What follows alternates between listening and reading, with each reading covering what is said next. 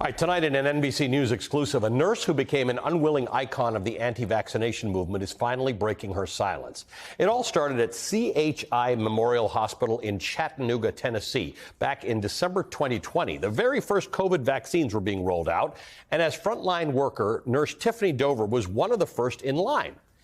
But when she fainted live on camera, less than 20 minutes after getting the shot, she was propelled into the anti-vax misinformation movement.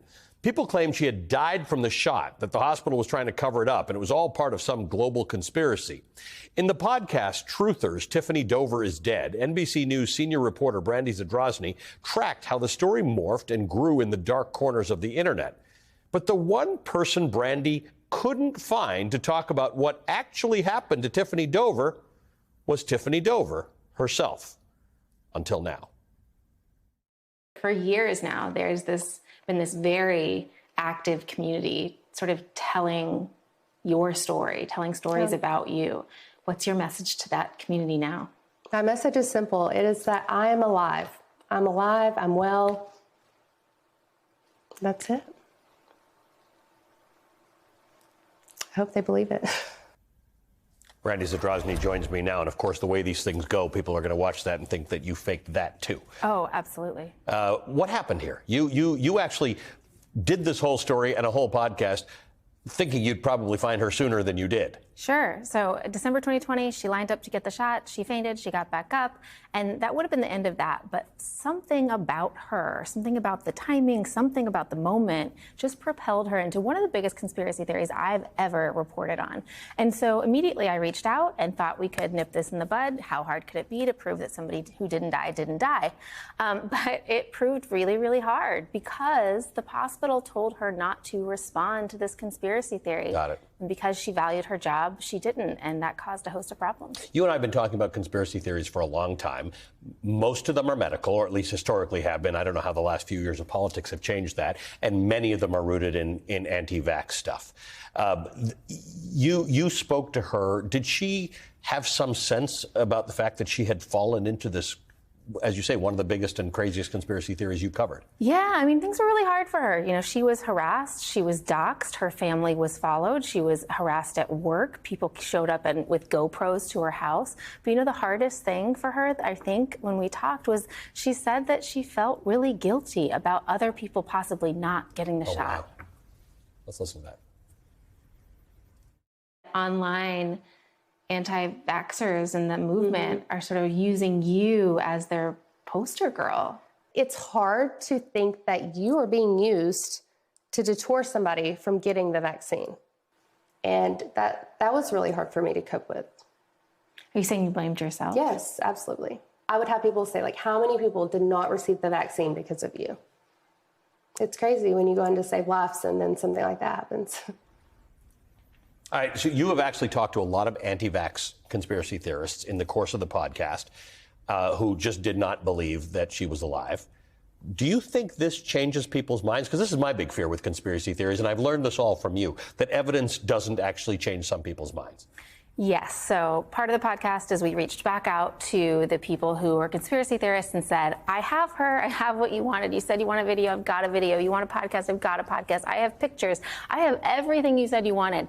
And it will shock you to learn that those conspiracy theorists moved the goalposts. Now they wanted her medical information. Then they wanted to drive out to Higdon, Alabama to interview herself. And so at the end of it, we had to just say, you know, we're never going to convince these people. But I can say today that we've convinced a lot of people, because in this instance, there was an information vacuum. She wasn't posting. She really did fall off the map. And so most of the people who wondered, where is Tiffany Dover, were normal folks that were just curious and reasonably concerned. And for those people, they now know that the vaccine did not kill her and that she's advocating for the vaccine today. All right, so what's the takeaway here? Because I sort of get it that the hospital told her, don't get involved in this thing. And a regular person, a nurse, don't want to get involved in this kind of stuff, because the people who post this nonsense have way more time and energy than the rest of us do. What are you supposed to do about stuff like this? How do you fight back against this misinformation if one doesn't have a personal Brandy Zadrozny around to chase this around for 2 years? Well, we don't know what to do yet, right? And we see this all the time. conspiracy theories used to revolve around presidents and popes and, the elite. And now it's election workers in Georgia. Now it's school shooting survivors and parents of dead children. Now it's people like Tiffany Dover. So we don't know necessarily what to do to fix it, but this example really shows us what not to do. And you can't hide. In this sort of brave new world, truth needs an advocate. And, we have to do that for ourselves. But you bring up good examples, school shootings. I don't know what it is about school shootings. For the rest of us, it breaks our heart, but it sort of activates conspiracy theorists. Anything to do with the vaccine activates conspiracy theorists. Lots of things to do with medical stuff and cures activate them. It doesn't seem logical to fight back against it because some of these conspiracy theories are so illogical, right? If we saw her get up, then why would you think she died? Have you gotten into that? Because you and I have talked about this for so long. Is there something to be fought at that level where people are getting activated by the nonsense that they see on the internet? I mean, we could stop school shootings. That would be a start. But since that doesn't seem like it's going to happen right now, I think what's more important is the fact that you just said we know when these things are going to happen. We can anticipate that. So if you're a hospital worker, if you are a pediatrician, if you are in the news media, if you are a teacher, or you need to be prepared for this. And the organizations that we work for and who are supposed to protect us and take care of us need to have a plan in place, need to know what to do, and need to know what not to do. Where did this misinformation about her mostly spread? Because you and I have spent a lot of time talking about content moderation on the major social media platforms, although some of the stuff skips the major social media platforms. So where is our attention best spent? It was everywhere. This one was really a special case. And all of the platforms did do something. A couple months after she fainted, all of the platforms were really strangling, talking about Tiffany Dover. But this is the sort of example, again, of the time that we live in, that they only grew on alternate platforms. So the great migration that we've seen of conspiracy theorists from places like Twitter and Facebook to more niche platforms like Telegram or Rumble or whatever it is, these are where you're going to see all that content right now. And people have found those places. So it's really not a conversation about content moderation. We've just moved so far past that. So you can't convince the hardcore conspiracy theorists, but everybody knows somebody who believes some of this stuff, right? What do you do for them? How do you tell people, hey, what's your version of don't believe everything you see on the internet? I mean, I think it's more creating a connection with the people who these conspiracy theories are about.